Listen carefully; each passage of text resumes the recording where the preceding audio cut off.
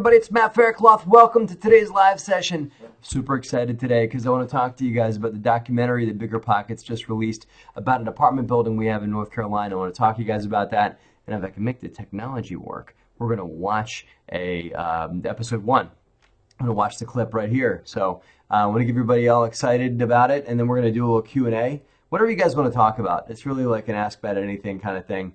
And that. So stay tuned for that too. We're going to be talking about lots of fun stuff. So hang out, pop in your questions. Do me a favor and like this video if you're on Facebook or on YouTube. Doesn't matter which one you're on. Just like it because it's Monday. It's fun to like stuff.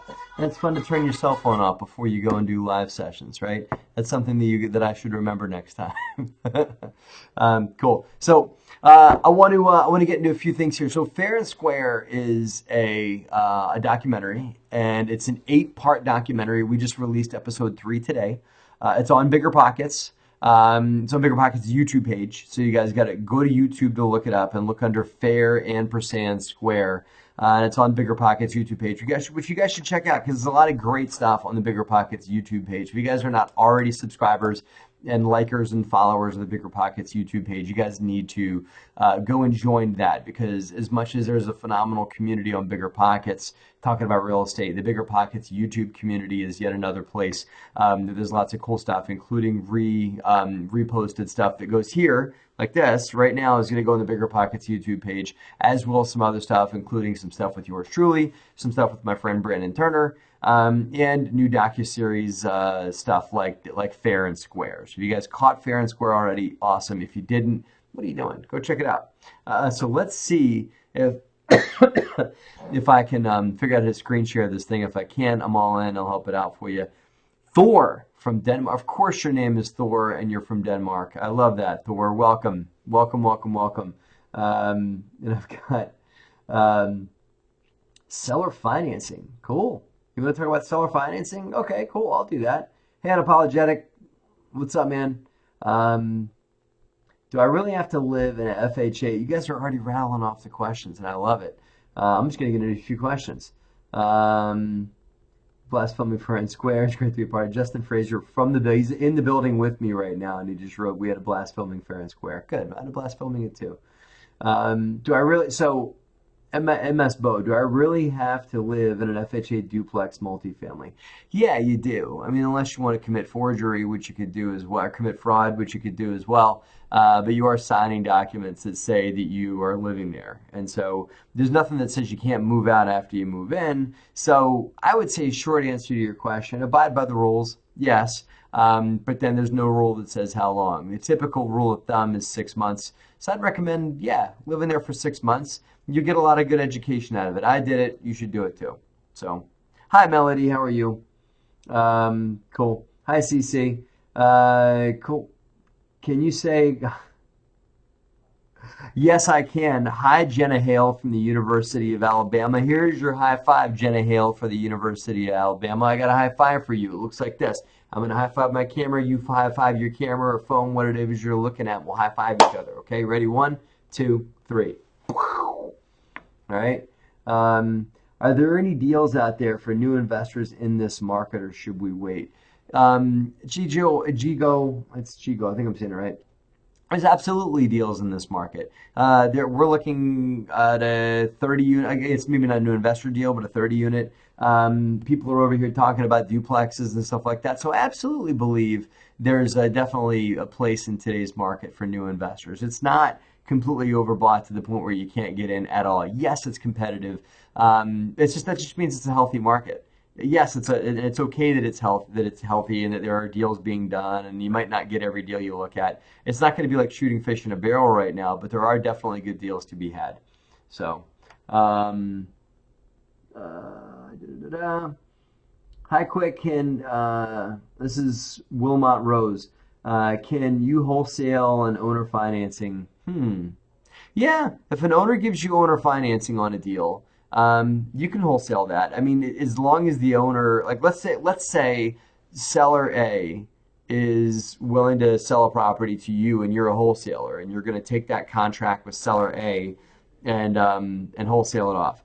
I mean, You could negotiate seller. It's complicated, but you could negotiate seller financing. But the seller would have to be comfortable that your end buyer that comes in and pays your wholesale fee is willing to that the seller is willing to loan to that buyer. That the buyer has good enough credit and is bankable and everything like that. So yeah, you can wholesale seller financing, but I would be very clear with the seller that you are not the buyer and you're going to be transferring whatever agreement you give to them to somebody else for a fee.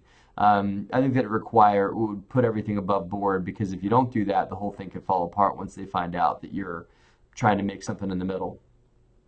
Um, wait.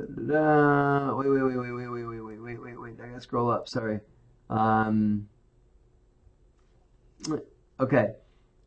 Kay did that, Dunbar. How can I determine the best land to purchase?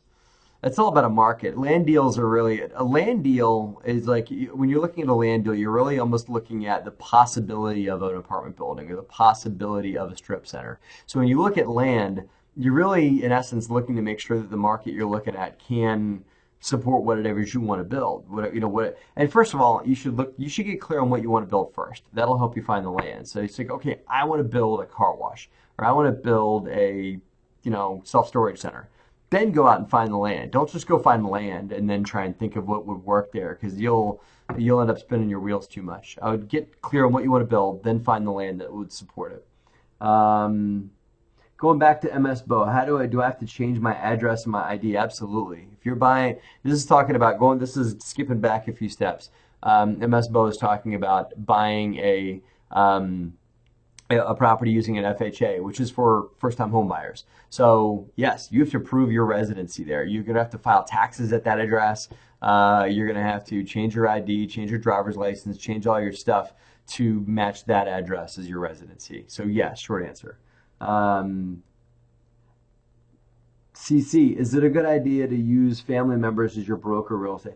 As long as it's clear, as long as you kind of sort of forget that they're your family member for a minute when you're looking at them, and if you would be willing to fire them, then absolutely. If you'd have a problem firing them, I'd just be careful because they might not be meeting your needs. You might need to change to somebody else, and there might be some hard feelings, whatever. But as long as you've got open communications and really lay it on the table, I think that you would. I think you'd be just fine. Jumping over to Facebook with Dean. I just put my first house hack.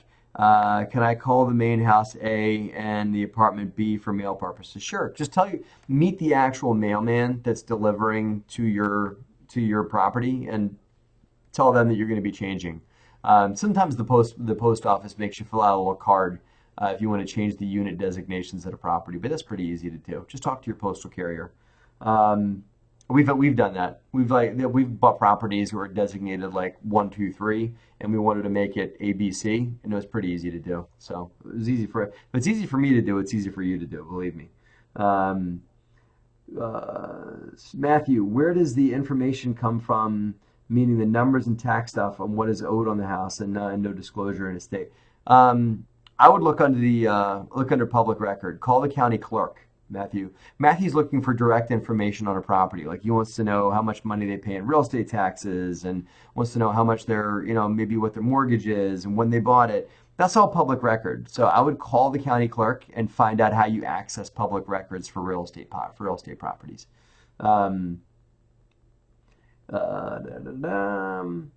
Harris, I noticed a lot of pre-foreclosure and foreclosure in pipeline. Do you think another real estate crisis is coming? No, I don't think so. I think the economy is stable and solid, and I think that what you're looking at is still, believe it or not, Harris, a lot of shakeout from the first crash. I've heard a lot of banks are trickling out foreclosures to kind of let the air out slowly from the prior crash. New Jersey still has a ton of foreclosures. So I don't think it's a sign of anything bad about anything looming, but I'm not a doom and gloom kind of guy. I'm not a believer in a crisis or crash on the real estate market anyway. So you're not going to get me to. I'd have to really see some real hard data for me to change my opinion on that. Gigo, how do you get over the fear analysis paralysis? That's a great question. The answer to that one is you start analyzing deals. You keep analyzing and then you start taking action and maybe make some offers and maybe find out what it is that you're uncomfortable doing and then do a little bit of it. So if I've analyzed the deal and I'm uncomfortable making the offer, then just make some low-risk offers to get used to it. The only way you're going to get out of analysis paralysis and fear is by acting into the fear, by taking action. That action dissolves fear. Action conquers fear. I use that quote all the time in my webinars that I teach. I'm teaching a webinar tonight, by the way. You guys should all, I'll type that in. You guys should all come to my webinar tonight. Go to BiggerPockets.com. I'll put it on here. Or BiggerPockets.com/webinars. And register, because tonight I'm teaching a webinar about doing win-win wealth with other people's money. It's totally an other people's money thing, but hey, I'm the, that's a topic I know a lot about. So BiggerPockets/webinars. Go to BiggerPockets.com/webinars, guys. And I should be able to pin that comment to the top. No, I guess not. Okay. I'll put that on YouTube right now for you guys. Go to BiggerPockets.com/webinars, guys, and sign up for my webinar I'm teaching tonight at 8 p.m. Eastern, Monday night, 8 p.m. Eastern. Check it out. I am going to take a break from questions and see if I can show episode 1 of Fair and Square to see if this thing will let me do it. Forgive me if I screw it up, but I don't think I will. Let's try and do this. Check it out. Screen share. I am going to take a break from questions and see if I can show episode 1 of Fair and Square to see if this thing will let me do it. Forgive me if I screw it up, but I don't think I will. Let's try and do this. Check it out. Screen share. I am going to take a break from questions and see if I can show episode 1 of Fair and Square to see if this thing will let me do it. What does Daddy do for his job? Forgive me if I screw it up, but I don't think I will. Let's try and do this. Check it out. I am going to take a break from questions and see if I can show episode 1 of Fair and Square to see if this thing will let me do it. What does Daddy do for his job? Forgive me if I screw it up, but I don't think I will. Let's try and do this. Check it out. I am going to take a break from questions and see if I can show episode 1 of Fair and Square to see if this thing will let me do it. What does Daddy do for his job? Forgive me if I screw it up, but I don't think I will. Let's try and do this. Check it out. I am going to take a break from questions and see if I can show episode 1 of Fair and Square to see if this thing will let me do it. What does Daddy do for his job? Forgive me if I screw it up. We're gearing up. We're heading down to North Carolina. 3-day trip. A little BiggerPockets excursion. To say goodbye to the family. I'm going to miss them like crazy, but I'm excited about the work together. We're going to show off an apartment building that we've got that's under renovation down there. We're going to show the good, the bad, the ugly, because there's great stuff going on. There's some stuff that we're cleaning up. Say goodbye to the family. I'm going to miss them like what it is to run, excited about to manage and maintain an apartment complex. Show off an apartment building that we've got that's under renovation down there. We're going to show the good, the bad, the ugly, because there's great stuff going on. There's some stuff that we're cleaning up. Say goodbye to the family. I'm going to miss them like what it is to run, excited about to manage and maintain an apartment complex. Show off an apartment building that we've got that's under renovation down there. One is to visit it and check on how it's going. Second, what it is to run an apartment complex. Go down and share the story of the apartment complex, share all the intricacies, and one is project challenges that we have, and some of those really challenges as well. It's exciting to be told. We're in this group with me, share all the story of the apartment complex, share all the intricacies, and one is project challenges that we have, and some of those really challenges as well. It's exciting to be told. We're in this group with me, share all the story of the apartment complex, share all the intricacies, and one is project challenges that we have. And the thing is that if you build a team that's robust, that's different, but our entire apartment realizes itself. So it's background, you guys should put together a phenomenal team. This is really good. Here's the thing, right? And the thing is that if you build a team that's robust, that's different, but our entire apartment realizes itself. So it's background, you guys should put together a phenomenal team. This is really good. Here's the thing, right? And the thing is that if you build a team that's robust, So a few people have messaged me and I said we're heading in the inside building. And so I just put that out there, and Justin came to the meetup in my building and we met there. And that's my story in a profile. And So we got to meet, talk, and so we got to talk about real estate shop. And we just built a relationship over the years. But for a while, you were the guy that I met at a lot of local real estate club, and that's my. You got both. Well, you got your side. Yeah, for sure. Yeah. Well, for me, I was just a new investor. Right? I had one single family rental, and there's Matt running the. You got both. Well, you got your side. Yeah, for sure. Yeah. Well, for me, I was at Avery. I was meeting at his office, and he's got office space, and he's got this, and he's got that. And then, educating myself, talking to you some more, getting advice, and eventually was in a position where I can approach you and say, here's my proposal. And your core are a organized project manager, and I's dotted, T's crossed, let's do this, very pragmatic, way more emotional, way more like, you kind of keep me in check in those ways, but you also are good listening and following procedures, and it takes people willing to properly manage and play the long game when it comes to asset management, meaning like running and organizing a check in the long way. And that's never been my forte. Finding deals, organizing them, coordinating a lot of the stuff, raising the money, putting together all the financing, and then handing the little enchilada all wrapped up with a bow on it over to someone who can bring it to fruition and make it finding deals, organizing them, finding deals and raising money, and I'm really good at executing the business plan and handling the details. Handing the little enchilada all wrapped up with a bow on it over to someone who can bring it to fruition and make it finding deals and raising money, and I'm really good at executing the business plan and handling the details. And acid tests the property and calls all the other multifamilies around the area and finds out what they're charging in rent and finds out what the rules are for